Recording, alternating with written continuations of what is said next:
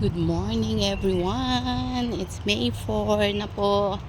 It's Saturday. Yan, lalabas tayo at magsisimba. Thank you God at proteksyonan tayo, gabayan tayo.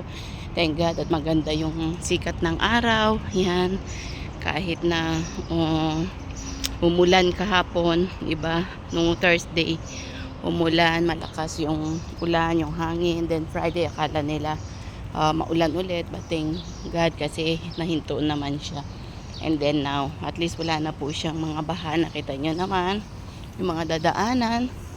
So napakabuti ng ating Panginoon. Salamat, no? Salamat sa ating Panginoong Diyos na napakabuti niya, na kokontrol niya lahat ng bagay kasi powerful God po siya, makapangyarihan siya sa lahat. Kaya ngayon minsan dumarating tayo sa bagyo ng buhay, minsan naman is maayos.